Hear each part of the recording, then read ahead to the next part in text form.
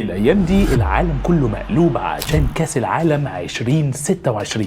مليارات بتتصرف وجيوش من الأمن عشان يحموا حتة دهب وزنها كام كيلو. كأس العالم. بس تخيل معايا إن الكأس الأغلى في التاريخ ده وفي عز مجد الإمبراطورية البريطانية بيتسرق من قدام عينيهم في وضح النهار. إنجلترا سنة 1966 عاشت أسوأ كابوس وأكبر فضيحة رياضية. اسكتلاند يارد أقوى جهاز شرطة في العالم وقف عاجز ومشلول. فيا ترى اللي هينقذهم بقى جيمس بوند ولا الكلب بتاعه؟ فجهزوا عشان هنفتح ملف أغرب سرقة في تاريخ كرة القدم.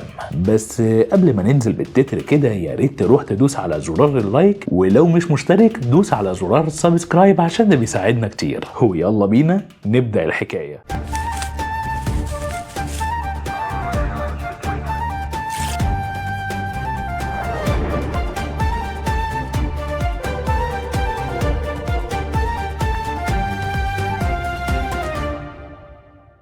اهلا بيكم في فيديو جديد من خان الراوي. في كل نسخة من كاس العالم كل الدول بتتنافس مين ينظم احسن ومين يبهر العالم اكتر واكتر. الانجليز سنة 1966 كانوا بيتعاملوا مع تنظيم كاس العالم بمنتهى الكبرياء. احنا اللي اخترعنا اللعبة والكاس المرة دي هيفضل قاعد عندنا. الكاس وقتها ما كانش هو نفس النسخة اللي احنا بنشوفها دلوقتي، كان اسمه كاس جول ريمي، تمثال صغير من الذهب الخالص بيمثل إلهة النصر نايكي حسب المعتقدات اليونانية القديمة. وزنه أقل من 2 كيلو بشوية، بس قيمته المعنوية والتاريخية لا تقدر بثمن.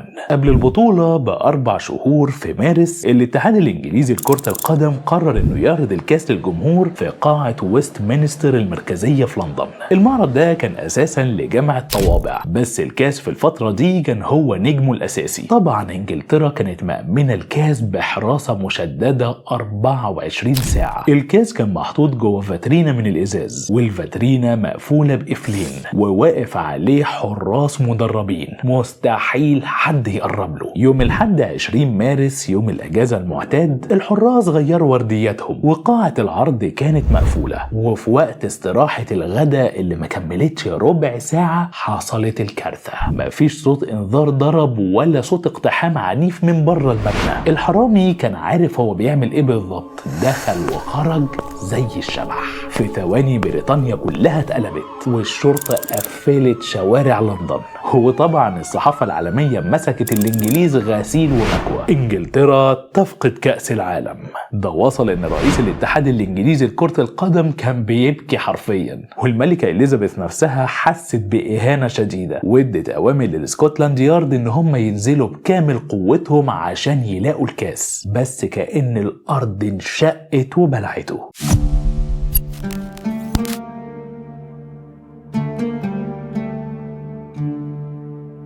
بعد يومين من السرقة رئيس الاتحاد الانجليزي جو ميرز بيجيله طرد على البيت، فبيفتح الطرد كده بإيد بتترعش، فلقى جواه قطعة من القاعدة الخشبية للكاس ومعاها رسالة مكتوبة بخط الإيد. الرسالة بتقول الكاس معايا، لو عايزينه يرجع يبقى جهزوا فدية 15,000 جنيه استرليني، وده رقم كبير جدا وقتها واللي بيعادل تقريبا دلوقتي بعد حساب معدل التضخم 335,000 دولار أمريكي، وعايزهم يجيبوهم له في شنطة، ولو بلغتوا البوليس أو الصحافة فحسيح الكاس وبيعوا قطع ذهب في السوق السوداء. الإمضاء جاكسون. جو بلغ البوليس فورا، وهنا السكوتلاند يارد قرر يعمل كمين سينمائي كده. جابوا شنطة وحطوا على الوش فلوس حقيقية وحشوها من جوه ورق أبيض مقصوص على قد الفلوس، وكلفوا مفتش مباحث متخفي اسمه باجي إنه يروح يسلم الفدية على أساس إنه نائب رئيس الاتحاد. المكان المتفق عليه عند حديقة باترسي. عربية بتقف وبينزل شخص باين عليه التوتر وبيركب مع المفتش المتخفي في عربيته. الشخص ده قال ان اسمه جاكسون وطلب من المفتش انه يتحرك بالعربية عشان يستلموا الكاس من مكان تاني. في الطريق جاكسون بيلاحظ ان في عربيات بوليس بتراقبهم من بعيد، فحس بالكمين ففي كسر من الثانية فتح باب العربية وهي ماشية ونط منها وبدأ يجري زي المجنون في شوارع لندن. المفتش نزل وراه وبدأت مطاردة عنيفة في الشوارع لحد ما قدروا يمسكوه ويكتفوه. البوليس فرح، أخيرا مسكنا الحرامي. بس يا فرحة ما تمت. لما حققوا معاه اكتشفوا ان اسمه الحقيقي ادوارد بيتشلي وانه مجرد وسيط لسه صغير استأجروه عشان يستلب الفلوس وما يعرفش اي حاجة عن مكان الكاس ولا الراس المدبرة. البوليس رجع لنقطة الصفر والوقت بيجري والبطولة ميعادها بيقرب، فكده الكارثة بقت واقع. الاتحاد الانجليزي من كتر اليأس راح لصايغ في السر وطلبوا منه انه يعمل لهم نسخة مزيفة في حالة ان الكاس الاصلي مرجعش.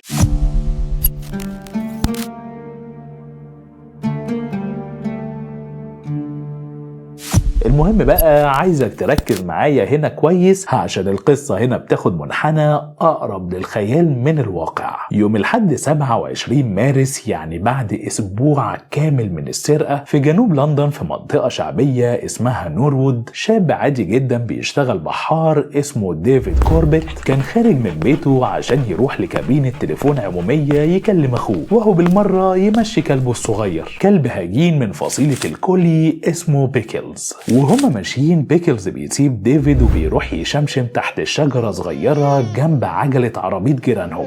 ديفيد عمال يحاول يشد الكلب بس بيكلز رافض وعمال ينبش في الأرض. في لحظة ديفيد بيبص على الأرض لقى لفة غريبة، حاجة تقيلة وملفوفة بورق جرايد ومربوطة بخيط. واحنا دلوقتي بنتكلم في فترة الستينات وأخبار تفجيرات الجيش الجمهوري الأيرلندي كانت مالية البلد، ودي كانت جماعة مسلحة في حرب مفتوحة مع الحكومة البريطانية، وكانت حركتهم المفضلة في الوقت ده هي زراعة القنابل جوه الطرود واللفايف الصغيرة ويرموها في الشوارع أو في محطات لندن. فديفيد طبعا خاف وفكرها قنبلة، فقرب بحذر كده ومسك اللفة وكانت تقيلة جدا. قطع حتة من ورق الجرايد فشاف قرص معدني، قطع حتة كمان لقى أسماء محفورة على المعدن: أوروجواي 1930، إيطاليا 1934، البرازيل 1958.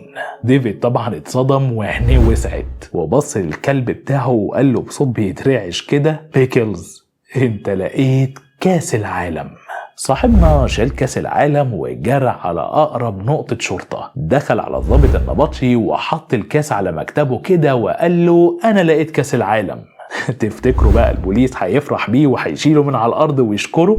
أبدا. الضباط لما شافوا ديفيد شكوا فيه فورا، اعتبروه هو الحرامي اللي سرقه ورجعه لما لقى الدنيا مقلوبة بحجة ان كلبه هو اللي لقاه. ديفيد فضل في التحقيق ساعات طويلة، البوليس بيضغط عليه وبيسألوه: قول الحقيقة، فين العصابة؟ يعني ايه يا ابني انت ان الكلب لقى اللي السكوتلاند يارد بجلالة قدرها فشلت انها تلاقيه؟ بس مع تحريات البوليس اتأكد فعلا ان ديفيد هو شاب بسيط ملوش اي سجل اجرامي، وان الكلب بيكلز هو البطل الحقيقي للمسرحية دي كلها. الخبر نزل في الجرايد وقلب انجلترا كلها. بيكلز الكلب الصغير اللي كان بيمشي في الشارع محدش بيعبره بقى اشهر كائن حي في بريطانيا. صوره ملت اغلفة الجرايد والمجلات، وهو اللي خد مكافأة 5000 جنيه استرليني وقسمهم مع صاحبه ديفيد. وشركات اكل الكلاب عملت له اعلانات، ده حتى مثل في فيلم سينما. بس اللقطة الاجمل لما انجلترا كسبت كاس العالم في البطولة دي، ودي المرة الوحيدة في تاريخهم حتى الآن. الاتحاد الإنجليزي عمل حفلة عشاء ضخمة للمنتخب والملكة وعزموا الكلب بيكلز وأكل معهم كمان في العشاء. بيكلز عاش كبطل قومي، ولما مات بعدها بسنة اتعمل له تمثال واتدفن في حديقة صاحبه، والطوق بتاعه لسه معروض في المتحف الوطني لكرة القدم في إنجلترا لحد النهاردة.